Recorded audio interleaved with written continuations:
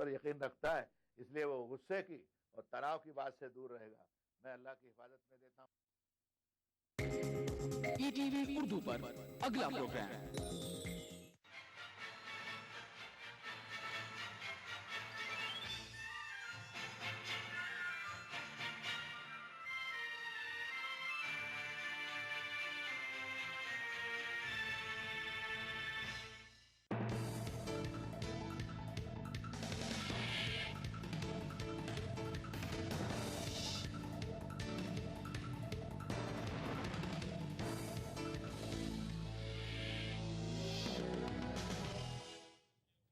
नाज़रीन आदाब, ईटीवी उर्दू देखने वाले तमाम नाजरीन को ईद उल फित्र का त्यौहार बहुत बहुत मुबारक हो।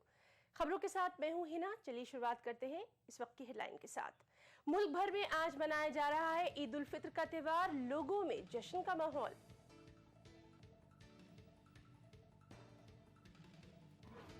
पाकिस्तानी हमले में 5 फौजियों की शहादत की जांच करेगी फौज, कुछ फौजी एहलकारों के खिलाफ कार्रवाई का भी है इम्कान। बिहार में मिड डे मील ने फिर ढाया कहर, 27 बच्चे अस्पताल में दाखिल। आंध्रा में भी मिड डे मील ने किया 36 बच्चों को बीमार। गुजरात हुकूमत अब जल्द अज जल्द चाहती है लोक आयुक्त की तकर्री, जस्टिस मेहता के इनकार के बाद रियासती हुकूमत का इकदाम। और रूस ने ठुकराई सऊदी अरब की अपील, सऊदी हुकाम ने की थी बशार अल असद की पुष्पनाही न करने की अपील।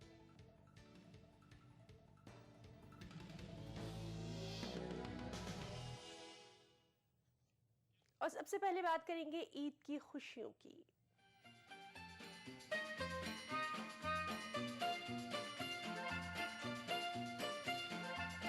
ईद मुबारक। और सबसे पहले हम आपको लिए चलेंगे भोपाल। ईद की नमाज का रूप परवर मंजर दिखाने के लिए हमारे साथ मौजूद है मेहताब आलम। जी मेहताब, सबसे पहले तो आपको ईद की बहुत बहुत मुबारक हो। किस तरह का वहाँ इस वक्त माहौल है, कैसा जोश व खरोश देखा जा रहा है वहाँ पर? है ना, आपको और ईटीवी के तमाम नादरीन को ईद की बहुत बहुत मुबारकबाद। इस वक्त हम भोपाल की शाहजहानी ईदगाह पर मौजूद हैं। आप हमारे पीछे देख रहे हैं कि नमाजियों के आने का सिलसिला शुरू हो गया है। यहाँ पर 8 बजे ईदगाह में नमाज होगी और नमाजियों को जो है इस्तकबाल करने के लिए यहाँ पर सूबे के वज़ीर आला शिवराज सिंह और यहाँ पर दूसरे रहनुमा आने वाले हैं। आप हम अपने कैमरामैन सुनील से कहेंगे कि यहाँ पर जो है लोगों को दिखाएं कि किस तरह से ईद की नमाज पढ़ने के लिए लोग आ रहे हैं और इनमें किस तरह का जोश देखा जा रहा है ना। हम बताएं भोपाल में शाहजहानी ईदगाह में जहाँ पर 1 लाख से ज्यादा फरदाना तौहीद आते हैं और अल्लाह का शुक्र अदा करते हैं और इसके लिए खास इंतजाम भोपाल में किया गया है। कड़ी सुरक्षा व्यवस्था की गई है। भोपाल की 40 मस्जिदों में ईद की खास नमाज अदा की जाएगी। 8 बजे ईदगाह में नमाज अदा की जाएगी, 8:15 बजे जामा मस्जिद में, और उसके बाद हम एशिया की बड़ी मस्जिद ताजुल मस्जिद की बात करें तो वहाँ पर 8:30 बजे ईद की नमाज होगी, 8:45 बजे मोती मस्जिद में, और 9 बजे जो वक्त तय किया गया मस्जिद बिल्किस जाह में ईद की नमाज अदा की जाएगी। यहाँ पर खास एक जो है माहौल देखा जा रहा है, लोगों में जोश खरोश देखा जा रहा है। हालांकि भोपाल में कल से बारिश जारी, इस वक्त भी हल्की हल्की बारिश हो रही है, लेकिन बारिश जो है नमाजियों का, रोजेदारों के जिन्होंने रोजे रखे और आज वो ईद की शक्ल में अल्लाह का शुक्र अदा करने के लिए ईदगाह में आ रहे हैं, उनका जोश खरोश इतना ठंडा नहीं हो रहा है। बल्कि अगर ये कहा जाए कि ईद लाई पयाम खुशियों का, छलका छलका है जाम खुशियों का, सदका शुक्र है नमाज ईद, कीजिए एहतमाम खुशियों का, है ना। जी बहुत खूब। अब ये जानना चाहेंगे कि बड़ों में तो खुशियां है ही, बच्चों में जो है वो क्या माहौल देखा जा रहा है, क्योंकि कहा जाता है कि ईद दरअसल बच्चों के लिए होती है। जी है ना, आपने सही कहा कि बच्चों को बहुत इंतजार रहता है, क्योंकि ईद की नमाज के फौरन बाद जो है भोपाल की अगर हम बात करें तो बच्चे बड़ों को सलाम करते हैं और बड़े उनको जो है ईदी पेश करते हैं, और जो ईदी होती है इसका बच्चों को बड़ा इंतजार रहता है और दिन भर जो पैसे उनको ईदी में मिलते हैं उससे वो अपनी खुशियाँ सेलिब्रेट करते हैं। भोपाल में कई जगहों पर छोटे मेले लगते हैं जहाँ पर बच्चे जाते हैं और वहाँ पर उनकी एक धूम दिखाई देती है, जो लोग एक दूसरे से मिलते हैं, गले मिलते हैं, सेवैयाँ खाते हैं, और बच्चों की खुशियों की तो ठिकाना नहीं है ना। जी मेहताब, ये पूछना चाहेंगे क्योंकि वहाँ पे काफी बड़े बड़े लोग आने वाले हैं, तो वहाँ पे सिक्योरिटी की इस वक्त क्या सूरत हाल है? जी यहाँ पर है ना पूरे शहर में अगर हम बात करें तो जहाँ पर 40 मस्जिदों में ईद की खास नमाज अदा की जाएगी, तो 1000 से ज़्यादा जो है सिक्योरिटी के अफसर उसको तैनात किया गया है। आप हमारे पीछे यहाँ पे देख सकते हैं कि किस तरह से लोग सिक्योरिटी वाले यहाँ पर और चप्पे चप्पे पे इसको बचाया गया है, क्योंकि ईदगाह पर खुद वजीर आला आने वाले हैं और लीडर ऑफ अपोजिशन की बात करें तो वो भी यहाँ पर आने वाले हैं। कांग्रेस के जो बड़े सीनियर नुमाइंदे सुरेश पचौरी की बात करें तो वो भी यहाँ पर आने वाले हैं, कांतिलाल भूरिया यहाँ पर आने वाले हैं और दूसरी पार्टियों की जो यहाँ पर रहनुमा है वो तमाम लोग यहाँ पर आते हैं। और जिस तरह से भोपाल की रवायत है कि सभी लोग ईदगाह पर आते हैं और यहाँ पर नमाजियों का फूलों से इस्तकबाल करते हैं, लोगों को ईद की मुबारकबाद देते हैं। है ना जी मेहताब, ये जानना चाहेंगे आप हमारे नाज़रीन को ज़रा ये बताइए कि ईद जो है वो क्या ख़ास पैगाम देती है और ख़ास तौर से आजकल का जो माहौल चल रहा है उसमें ईद का पैगाम ज़रा बताइए। जी नैना, आपने बड़ा अच्छा सवाल किया कि ईद जो है क्यों सेलिब्रेट की जाती है। अगर हम दुनिया के तमाम मज़ाहिब की बात करें तो अल्लाह ने हर मज़हब में, हर कौम में इससे पहले भी रोज़े फ़र्ज किए थे। रोज़े फ़र्ज है, रोज़े के बाद अल्लाह ने ईद का दिन बंदा मोमिन को इनाम के तौर पर दिया है और कहा कि तुम नमाज शुक्र अदा करो। तो हम देखते हैं कि 2 रकात नमाज बंदा मोमिन पढ़ता है और अल्लाह जो है कहता है कि बंदे जो तुमने मेरे कहने पर वो तमाम हलाल चीज़ों को एक मुकर्रर वक्त तक जो अपने ऊपर हराम कर लिया था और आज के दिन वो तमाम खुशियां अल्लाह देता है। और अगर आज के दिन कोई रोज़ा रखे तो वो रोज़ा जो है उस पर जायज़ नहीं है, और क्योंकि आज के दिन अल्लाह ने उसको इनाम के तौर पर दिया है और बंदा मोमिन 2 रकात नमाज पढ़कर अल्लाह का शुक्र अदा करता है और अल्लाह की तरफ से जो 30 रोजे रखे गए, जो 29 रोजे जो बंदा मोमिन को मिलते हैं 3 अशरे की शक्ल में मिलते हैं, वो इनाम के तौर पर होता है। इसलिए ये ईद जो है इसमें सदका फित्र है ना अदा किया जाता है और सदका फित्र इसलिए है कि वो लोग जो अमीर है वो गरीबों को जो है सदका फित्र दे ताकि उनके यहाँ भी खुशियों का सामान हो जाए और तमाम लोग खुशी के साथ जो है शरीक हो सके। और भोपाल की बात करें तो भोपाल जिस तरह से नवाबों की नगरी रहा है और यहाँ पे जो खास एक रवायत रही है कि नवाब मुसलमान जरूर हुआ करते थे लेकिन उनके वजीर आजम जो है हिंदू हुआ करते थे। नवाबों के जमाने से जो एक रवायत चली आ रही है वो आज भी बाकी है कि ये हिंदू भाई यहाँ पर आते हैं, उसकी जो है तमाम चीज़ों का इस्तकबाल करते हैं और जब यहाँ पर होली का त्यौहार होता है तो मुसलमानों के जरिए जो उसका इस्तकबाल किया जाता है। गोया खुशियाँ बांटने का मौसम है, खुशियों को लुटाने का मौसम है, दिलों की कदरूतों को दूर करने का मौसम है, गले लगाने का मौसम है ना। जी मेहताब, एक बार फिर आपको ईद की बहुत बहुत मुबारकबाद देना चाहेंगे और आपने बिल्कुल सही कहा कि ईद का जो त्यौहार है वो आपसी मोहब्बत और भाईचारे का त्यौहार है। बहुत बहुत शुक्रिया आपका। आज ईद उल फित्र यानी अमन, भाईचारे और इत्तेहाद का त्यौहार है, एक ऐसा त्यौहार जिसे अल्लाह ताला ने रोजेदारों को रमज़ान के तोहफे के तौर पर पेश किया है। कल मुल्क के मुख्तलिफ इलाकों में शव्वाल का चांद नजर आते ही माह रमज़ान अपने अख्ताम को पहुंचा। इसके बाद मुख्तलिफ रुयत हिलाल कमेटियों ने ईद का ऐलान कर दिया। ईद को लेकर पूरे मुल्क में काफ़ी जोशो खरोश देखा जा रहा है। क्या बच्चे क्या बूढ़े सभी ईद की खुशियों में सराबोर है। फर्जंदान तौहीद रात भर ईद की तैयारियों में मशगूल रहे और मुख्तलिफ शहरों में लोग रात भर ईद की खरीदारी करते नजर आए। मुस्लिम ही नहीं बल्कि दीगर बरादरान वतन भी ईद की खुशियों में शामिल रहे और एक दूसरे को ईद की मुबारकबाद भी पेश कर रहे हैं। ETV उर्दू की तरफ से भी तमाम नाजरीन को ईद की बहुत बहुत मुबारकबाद।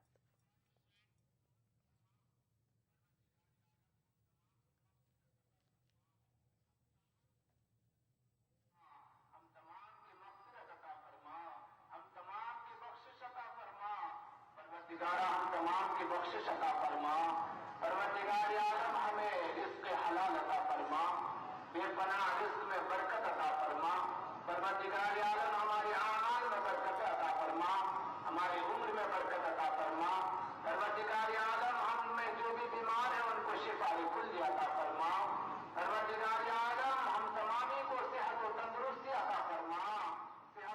शवाल के चांद के साथ ही मुबारकबाद का सिलसिला भी शुरू हो गया। कांग्रेस सदर सोनिया गांधी और नायब सदर राहुल गांधी ने अपनी पार्टी की जानिब से अहले वतन को ईद की मुबारकबाद पेश की और नेक ख्वाहिशात का इजहार किया। कांग्रेस सदर ने इस मौके पर उम्मीद जाहिर की कि मोहब्बत और भाईचारे का ये त्यौहार बिरादरान वतन को मुत्तहिद करने में बेहद मददगार साबित होगा।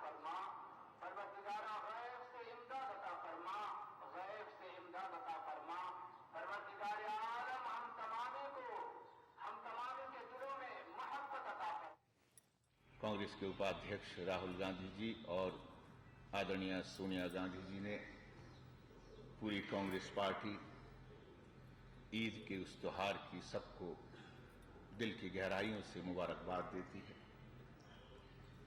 इस देश में अमन चैन रहे, खुशहाली रहे, सबको खुशियां मिले, उसकी कामना करते हैं।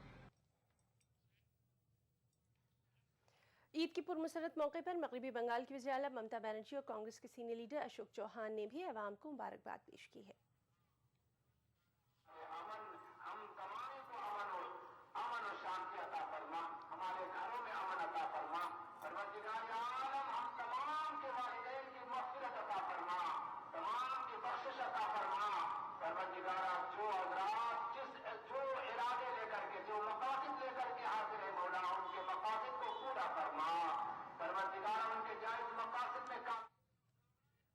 तमाम मुस्लिम भाइयों को ईद के अवसर पर बहुत बहुत मुबारकबाद देता हूं और ये ईद का त्यौहार सभी के लिए खुशी का, आने वाले समय में अपने समाज को और पूरे भारतवर्ष के लोगों को एक साथ रहकर उन्नति और प्रगति के रास्ते में ले जाने के लिए निश्चित तौर पर एक अच्छा मौका है, ऐसे मैं समझता हूँ।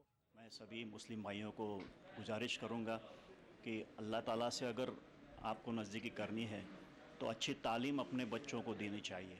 लड़कियों को, लड़कों को, ख़ास करके लड़कियों को अच्छी तालीम अगर आप दें तो मुझे लगता है कि ये रमज़ान के रोज़े सही मानों में सफल हो जाएंगे। फिर एक बार सभी मुस्लिम भाइयों को, बहनों को, सबको मैं मुबारकबाद देता हूँ। ईद मुबारक সবাইকে, দেশের সকলকে। ঈদ মুবারক to all of my brothers and sisters. এবং ঈদ মুবারক এক মাস রমজান মাস করার পরে, রোজা করার পরে অনেক ত্যাগ, অনেক তিতিক্ষা, অনেক কষ্ট করার পর ईद का चांद नजर आते ही बाजारों की रौनक भी बढ़ जाती है। बिहार के कटिहार में भी हर साल ईद बाजार लगाया जाता है। मंगल बाजार के नाम से मंसूब ये बाजार कटिहार का सबसे गुंजान बाजार है। यहाँ तमाम रात लोग ईद की खरीदारी करते हैं और खास बात तो ये है कि ये बाजार आज़ादी से पहले से ही लगता चला आ रहा है। यहाँ गैर मुस्लिम भाई भी बड़ी तादाद में खरीदारी करने आते हैं और मुस्लिम भाइयों को ईद की मुबारकबाद भी पेश करते हैं। इस तरह ये बाजार फ़िक़्ह वाराना हम आहंगी का मरकज़ बना हुआ है और इस बार ईद के पेश नज़र इस बाजार को खूबसूरत ढंग से सजाया संवारा गया है। यहाँ सामान भी किफ़ायती दामों में दस्तयाब रहता है।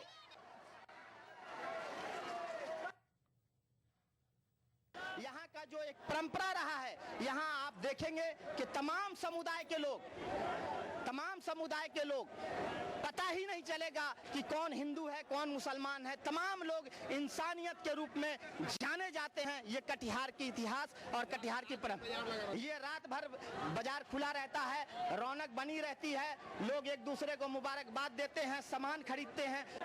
ये बाजार आज से नहीं, आज़ादी के पहले से भी यहाँ ईद से पहले ये बाजार लगती है शाम में। और यहाँ हिंदू, सबसे बड़ी खासियत की बात यह है यहाँ हिंदू और मुसलमान भाई दोनों आपस में मिलकर बराबरी की खरीदारी करते हैं। और ये मंगल बाजार का जो बड़ा इलाका है, ये सीमांचल का एक अहम बाजार है और यहाँ दूर दूर से लोग, पूर्णिया, अररिया, किशनगंज, मधेपुरा से भी लोग यहाँ आते हैं, नौगछिया से लोग यहाँ आते हैं और चांद रात में ईद की खरीदारी करते हैं। पूरे मुल्क में ईद का त्यौहार नहायत जोश व खरोश, तुस्को एहतशाम और अक़ीदत व एहतराम के साथ मनाया जा रहा है। लेकिन नाजरीन, ईद की इन खुशियों में कुछ आंसू भी शामिल हो गए हैं, जिनकी वजह से ईद की सिवैयों की मिठास कुछ कम ज़रूर हुई है। आइए ईद की मुबारकबाद पेश करते हुए आपको इल्म अदब के गहवारे लखनऊ लिए चलते हैं और ये दिखाते हैं ईद का वो रुख जिसको देखकर आप बहुत कुछ सोचने पर भी मजबूर हो जाएंगे। पेश है लखनऊ से हमारे नुमाइंदे डॉक्टर तारिक कमर की ये बेहद ख़ास रिपोर्ट। ईद मुसलमानों के लिए तोहफ़े रमज़ान है, एक ऐसा तोहफ़ा जो खुदा की तरफ से बंदों को पेश किया जाता है। ईद के दिन लोग नए कपड़े ज़ेबतन करके खुदा के आगे सरबसजूद होते हैं, अच्छी और उम्दा नेमतों से बहरावर होते हैं। अहम पहलू ये है कि अहले ईमान ईद की तैयारियां बड़े जोश व खरोश के साथ करते हैं। रमज़ान के दूसरे अशरे से ही बाज़ारों की रौनक काबिले दीद और बाइसे ईद होती है और फिर आता है वो अहम दिन जो लोगों को बेहतरीन लिबास और बेहतरीन ग़िज़ाएं पेश करता है। ईद की खुशियों में गरीबों को शामिल करने के लिए इस्लाम में फ़ित्रे का नज़्म भी कायम किया गया है। सदक़ा फ़ित्र रोज़े की कमी को दूर करने के लिए और हमारे घर ख़ानदान समाज में जो तंग हाल हैं उनकी मदद करने के लिए हम पर आयद किया गया है, लागू किया गया है। और इसको कम से कम दर्जे की बात यह है कि ईद की नमाज से पहले पहले अदा कर दिया जाए, ताकि हमारे घर और समाज के लोग जो तंगहाल हैं उनके यहाँ भी ईद की खुशियाँ मनाई जा सकें। उलमा किराम मसाइल भी बताते हैं, लोगों से अपील भी करते हैं और उन्हें अज़ाब इलाही से डराते भी हैं। लेकिन सच ये भी है कि कुछ नाम निहाद मौलवी ज़कात व खैरात और फितरे की रकम भी खा जाते हैं। नाजरीन, आपने देखा कि किस सलीके से लोगों ने ईद की तैयारी की और कितने जोश व खरोश और एहतमाम के साथ ईद मनाई जा रही है। लेकिन तस्वीर का एक रुख और भी है और हम समझते हैं कि ईद की खुशी के मौके पर ये रुख भी आपको दिखा दिया जाए, ताकि आपको एहसास हो सके कि इसी लखनऊ में वज़ीर आला यानी मुख्यमंत्री आवास से सिर्फ 4 किलोमीटर दूर लोग ईद किस अंदाज से मना रहे हैं। ये है लखनऊ का भीमपुर।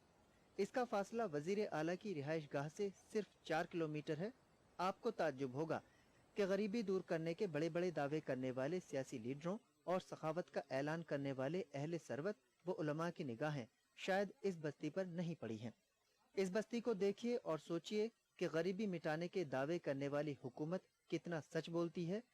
साथ ही उन बेअमल उलमा की नीयत को भी देखिए जो ज़कात और खैरात के लाखों रुपए जमा तो करते हैं लेकिन इन गरीबों तक नहीं पहुंचाते। हमारे पास तो एक पैसे भी नहीं ना, कैसे मंगाए कपड़े लत्ते कहाँ से? ना घर में सिवाई ना बच्चों के कपड़े, बच्चे अलग रो रहे हैं कि हमें कपड़े ला के दो, हमें पैसे दो, तो कहाँ से क्या लाएंगे? ईद के लिए ना कपड़े हैं, ना पैसे हैं, ना सेवई बने, कैसे चूल्हा नहीं जलता है, बंद है, खाना कैसे पकाएं, कैसे नमाज पढ़ें। आप देख सकते हैं कि एक तरफ खुशियों का सैलाब है तो दूसरी तरफ ईद के दिन भी चूल्हों में आग नहीं। एक तरफ जिंदगी अतलस व कम ख्वाब की तलाश में भटक रही है तो दूसरी तरफ तन ढकने के लिए मामूली कपड़े भी नहीं।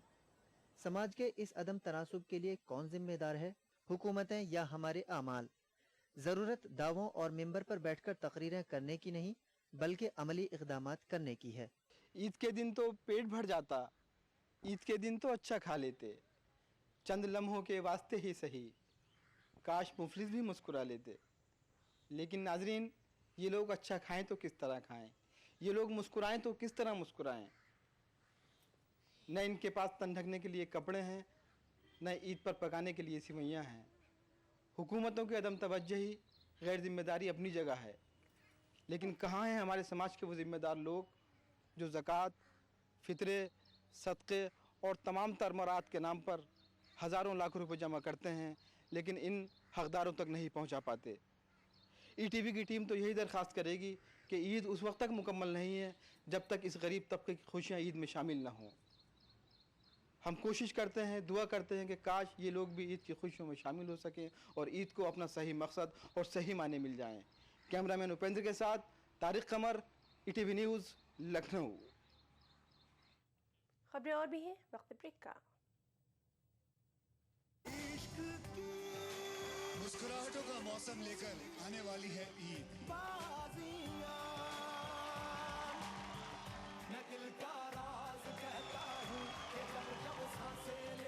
अगर आप नहीं आए तो ये ईद बुरा मान जाएगी।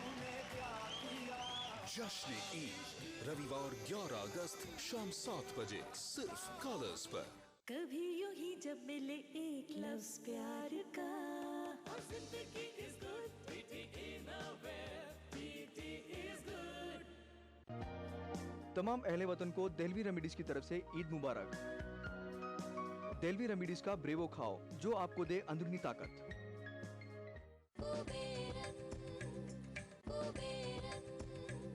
कुबेरन सिल्क्स चिकपेट बेंगलुरु की जानिब से तमाम मुसलमानों को ईद मुबारक। एक्वालाइट परिवार की तरफ से आप सबको ईद मुबारक। जनाब कादिर राना, एमपी मुजफ्फरनगर और राना स्टील इंडिया की तरफ से तमाम अहले वतन को ईद मुबारक। राना एंगल, चैनल्स और डी आयरन राना। बस नाम ही काफी है। नेशनल बॉल पेंटिंग के फाइनल मुकाबले में लकी, पप्पू और छुटकाऊ ने हिस्सा लिया। जहां लकी ने चौक मिट्टी, पप्पू ने पीओपी, वहीं छुटकाऊ ने जेके बॉल पुट्टी का बेस बनाया और कम पेंट का इस्तेमाल करते हुए दीवार को सबसे स्मूथ और खूबसूरत फिनिश दिया और ये प्रतियोगिता जीत। व्हाइट सीमेंट वाली JK wall putty is the best. सीलन से भी पपड़ी का कोई चांस नहीं होता, दीवारें बोल उठेंगी। एक्वालाइट परिवार की तरफ से आप सबको ईद मुबारक। माह रमजान और ईद के मुकद्दस मौके पे शेरा कॉमेट की तरफ से आप सभी को बहुत मुबारकबाद। बस मैं और तुम नहीं और कोई, your smells of passport that sets me free, oh yeah. Monet passport perfume, keep the spark alive. Eid के मुबारक मौके पर मैं आप सबको दिली मुबारकबाद पेश करता हूँ।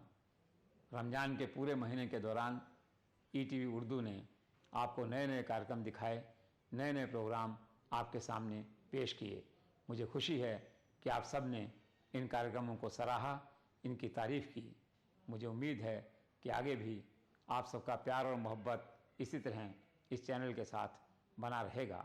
इस मौके पर मैं एक अपील करना चाहूँगा कि आइए हम सब मिलकर इस त्यौहार को राष्ट्रीय एकता, कौमी एकता के त्यौहार के रूप में मनाएं।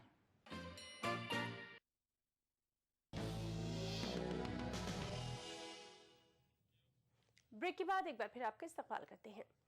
वज़ीर दिफा ए.के. एंटनी ने लोकसभा में पुंछ मामले पर नया बयान दिया है और इस बयान में उन्होंने तस्लीम किया कि हमले में पाकिस्तानी फौज मुलव्विस थी। उन्होंने कहा कि फौजी सरबराह जनरल बिक्रम सिंह के LOC दौरे के बाद ये बात वाज़ेह हुई है। उधर फौज ने पुंछ में पाकिस्तानी फौजी हमले की जाँच शुरू कर दी है।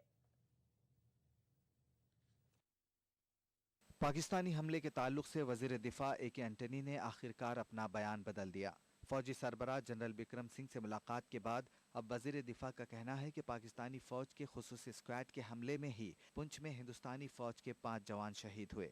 लोकसभा में दिए गए अपने बयान में वज़ीर दिफा ने ये भी कहा कि पड़ोसी मुल्क हमारे सब्र का मजीद इम्तहान न ले।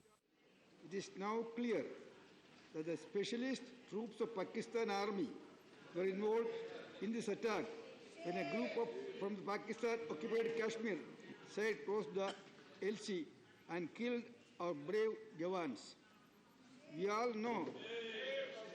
know that nothing happens from Pakistan side of the line of control without the support, assistance, facilitation and often direct involvement of the Pakistan Army. BJP ने वज़ीर दिफा के तस्हीह शुदा बयान को देर आयत दुरुस्त आयत से ताबीर किया है।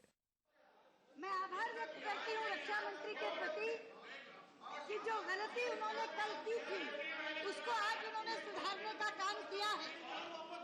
मैं उन लोगों को संबोधित करके कहना चाहती हूँ जिन्हें ये लग रहा था कि हम राजनीति कर रहे हैं। हम राजनीति नहीं कर रहे थे। जो गलती रक्षा मंत्री के माध्यम से हुई थी और वो पूरे संसद और देश को उससे संबद्ध करवाना चाहते थे, हम उसको सुधारने की कोशिश में लगे थे और मुझे खुशी है कि रक्षा मंत्री ने उस गलती को स्वीकार करते हुए सुधारा है और आज ये कहा है कि पाकिस्तान हमारे रिलेशंस को टेकन फॉर ग्रांटेड ना ले। आज उन्होंने कहा है कि ये जो घटना हुई थी उसमें पाकिस्तान की सेना सीधे सीधे जिम्मेदार है। लेकिन मैं रक्षा मंत्री से कहना चाहती हूँ कि जिस तरह की गलती का सुधार आपने किया है वैसी गलती दोबारा ना होने पाए, इसको भी सुनिश्चित करिए। इससे कबल वज़ीर दिफा ए.के. एंटनी ने कहा था कि फौजी लिबास में आए पाकिस्तानी दहशतगर्दों के हमले में 5 हिंदुस्तानी फौजी हलाक हो गए थे। एंटनी के इस बयान की मुल्क भर में मजम्मत हुई थी और अहम अपोजिशन बीजेपी ने 2 रोज़ तक पार्लियामेंट के दोनों ऐवानों की कार्रवाई चलने नहीं दी थी। इस सिलसिले में वज़ीर आज़म डॉक्टर मनमोहन सिंह ने अपोजिशन लीडरों से मुलाकात भी की थी। आज वज़ीर दिफा ने न सिर्फ अपना बयान दुरुस्त कर लिया बल्कि ये भी कहा कि पाकिस्तान को कसूरवारों के खिलाफ कार्रवाई करनी होगी। वज़ीर दिफा के बयान के बाद फौज की तरफ से भी एक प्रेस रिलीज जारी हुई है जिसमें पुंछ में हमले के लिए पाकिस्तानी फौज को जिम्मेदार करार दिया गया है। उम्मीद की जानी चाहिए कि वज़ीर दिफा के बयान के बाद मुस्तक़बिल में पार्लियामेंट की कार्रवाई पुरअमन चलेगी। Bureau report ETV news. Bihar में मिड डे मील के कहर का एक और वाक़या सामने आया है और इस बार निशाना बने हैं वैशाली जिले के रामपुर बखेरा गांव के एक सरकारी मिडिल स्कूल के बच्चे। यहाँ मिड डे मील खाकर 27 बच्चे बीमार हो गए। इन्हें फौरन अस्पताल में दाखिल करवाया गया। जांच करने पर मिड डे मील में एक मरी हुई छिपकली पाई गई। ऐसा ही एक वाक़या आंध्र प्रदेश के नलगुंडा जिले में भी पेश आया। यहाँ मिड डे मील खाने वाले 36 तलबा को अस्पताल में दाखिल कराना पड़ा। इन तलबा ने मिड डे मील खाकर मादे की दर्द और उल्टियों की शिकायत की। सभी तलबा खतरे से बाहर बताए जा रहे हैं। दोनों ही मामलों की तहकीकात की जा रही है। गुजरात हुकूमत चाहती है कि लोक आयुक्त के ओहदे पर जल्द से जल्द तकर्रुर कर लिया जाए। जस्टिस मेहता की जानिब से लोक आयुक्त के ओहदे को कबूल करने के इनकार के एक रोज बाद कांग्रेस ने कहा है कि जस्टिस मेहता को हटाने के लिए 45 करोड़ रुपए खर्च किए गए। गुजरात हुकूमत चाहती है कि लोक आयुक्त के ओहदे पर जल्द से जल्द तकर्रुर कर दिया जाए। Justice retired R.A.. मेहता की जानिब से लोक आयुक्त का ओहदा कबूल करने से इनकार के एक रोज बाद गुजरात के रियासती वजीर और हुकूमत के तर्जुमान नितिन पटेल ने जानकारी दी कि गुजरात हुकूमत पैदाशुदा सूरत हाल का जायजा ले रही है। साथ ही कानूनी माहिरीन से भी सलाह व मशवरा किया जा रहा है ताकि लोक आयुक्त की तकर्रुरी को यकीनी बनाया जा सके। लोक आयुक्त का ओहदा कबूल कर लेने के लिए जस्टिस मेहता को मनवा लेने के एक सवाल पर नितिन पटेल ने कहा कि तमाम मुतबादलात का जायजा लिया जा रहा है। वाज़ेह रहे कि वज़ीर आला नरेंद्र मोदी ने लोक आयुक्त के तौर पर मेहता के तकर्रुर की मुखालिफत की थी। नरेंद्र मोदी ने जस्टिस मेहता को मुतासिब और हुकूमत मुखालिफ करार दिया था। बुध के रोज जस्टिस मेहता ने लोक आयुक्त का ओहदा कबूल करने से ये कहते हुए इनकार कर दिया था कि नरेंद्र मोदी ने इंसदाद करप्शन के मोतबर ओहदे की तौहीन की है। उधर लोक आयुक्त के पूरे मामले को कांग्रेस अपने जाविये से देख रही है। कांग्रेस ने गुजरात हुकूमत पर कुछ इस अंदाज में नुक्ताचीनी की है। और दूसरी बात उन्होंने गंभीर ये कही है कि मुझे हटाने के लिए गुजरात की सरकार ने 45 करोड़ रुपए से ज्यादा खर्च किया है। ये तो गुजरात हाई कोर्ट का भी इतना बजट नहीं है जितना मुझे हटाने के लिए पैसा खर्च किया गया है। मेरे ख्याल से एक जज, एक न्याय प्रक्रिया को चलाने वाला शख्स अगर ये बात कह रहा है तो गुजरात की हवाओं को समझने का काम करना चाहिए कि ये हवाएं किस तरफ से चल के, ये गुजरात की जनता की हवा नहीं है, ये गुजरात के लोगों की हवा नहीं है, ये गुजरात के उस पॉलिटिशियंस की, उस राजनीतिक की हवा है जो वहां पर मुख्यमंत्री बनकर इस देश में उस हवा को लाना चाहता है। कांग्रेस ने गुजरात में लोक आयुक्त का ओहदा खाली रहने के पीछे के असबाब और मोदी की मंशा पर से भी पर्दा उठाया। उन्होंने अपने पॉइंट्स बहुत क्लियर किया है, बहुत सारी चीजों को साफ किया है, लेकिन एक गंभीर बात उन्होंने कही है कि किसके लिए लोकायुक्त होगा। जो पब्लिक की ग्रीवेंसेस हैं, जिन जिन मंत्रियों पर हैं या जिन अधिकारियों पर हैं, उनके खिलाफ तो ऑलरेडी कमीशन बनाया जा चुका है और चुनाव से पहले मुख्यमंत्री जो है उस कमीशन से क्लीन चिट भी ले चुके हैं। बाकी के लिए कमीशन चल रहा है तो लोकायुक्त वहां पर क्या करेगा? क्योंकि अगर कोई एक एजेंसी किसी की इंक्वायरी कर रही है तो दूसरी एजेंसी इंक्वायरी नहीं कर सकती। कानूनी माहिरीन का कहना है कि अगर जस्टिस मेहता को ओहदा कबूल करने के लिए नहीं मनवाया गया तो गुजरात हुकूमत को लोक आयुक्त के तकर्रुर की कार्रवाई असर-ए-नौ शुरू करनी होगी। Bureau report, ETV news. और अब कुछ बैनुल-अक़वामी खबरें। अमेरिकी वज़ारत ख़ारजा का कहना है कि फ़िलिस्तीन और इसराइल के दरमियान देरीना तनाज़े के हल के लिए दोनों ममालिक के मुज़ाकरातकारों के दरमियान 14 अगस्त को यरूशलेम में बातचीत होगी। अमेरिकी कोशिश के बाद दोनों ममालिक के दरमियान बातचीत गुज़िश्ता माह वाशिंगटन में हुई थी और दोनों फ़रीक़ीन ने 9 माह के अंदर अपने इख्तिलाफ़ात दूर करने की कोशिश करने से इत्तेफ़ाक़ किया। अमेरिकी वज़ारत ख़ारजा के तर्जुमान जैन पेस्की ने मीडिया को बताया कि यरूशलेम में होने वाली दूसरे दौर की बातचीत में अमेरिकी सालिस मार्टिन इंडिक शिरकत करेंगे। मॉस्को ने शाम के सदर बशार अल-असद की पुष्पनाही न करने की सऊदी अरब की तजवीज़ को मुस्तरद कर दिया है। सऊदी हुकूमत ने रूस को इसके बदले असलहे के एक बड़े सौदे की पेशकश की है और ये वादा भी किया कि अरब दुनिया में रूस के असर और रसूख को बढ़ाने में वो मदद करेगा। गुज़िश्ता माह के आखिर में शामी सदर के अहम हिमायती रूसी सदर व्लादिमीर पुतिन और सऊदी अरब के इंटेलिजेंस चीफ शहजादा बांदेर बिन सुल्तान के दरमियान मीटिंग हुई थी। ज़राए के मुताबिक रूस के सदर ने सऊदी पेशकश को ठुकरा दिया है। ख्याल है कि रूस ने सऊदी अरब पर शाम के इंतहा पसंद ग्रुपों को माली इमदाद और हथियार फराहम करने का मर्द इल्ज़ाम ठहराया है। हिंदुस्तान और अमेरिका के दरमियान गुज़िश्ता 5 बरसों में सिविल न्यूक्लियर डील पर बहुत कम पेशरफ्त होने की वजह से वाशिंगटन हिंदुस्तानी न्यूक्लियर लायबिलिटी कानून से मुतालिक अभी पसपेश में है। मौजूदा लायबिलिटी कानून और दीगर ज़वाबित के तहत हिंदुस्तानी मार्केट में दाखिल होने के ख्वाहिशमंद सप्लायर्स को ज़बरदस्त माली बोझ का सामना करना पड़ सकता है और किसी इम्कानी न्यूक्लियर हादसे की सूरत में इन कंपनियों पर ज़बरदस्त माली हर्जाना आयद हो सकता है। ये एक मामला है जो सितंबर में अक़वाम मुत्तहिदा जनरल असेंबली के मौके पर अमेरिकी सदर बराक ओबामा और हिंदुस्तानी वज़ीर-ए-आज़म डॉक्टर मनमोहन सिंह के दरमियान मुलाकात के एजेंडे में शामिल होगा। Hind America civil nuclear deal के साबिक़ सालिस रिचर्ड स्ट्रैटफोर्ड इस डील पर अमल दरामद की राह में रुकावटों और कोताहियों की निशानदही करते हैं। ईटीवी के नुमाइंदे शैलेंद्र वांगू ने वाशिंगटन में उनसे बातचीत की। That there was a significant opportunity for American nuclear companies to build nuclear reactors in India. And that hasn't happened. I think the principal issue involved is the liability issue. But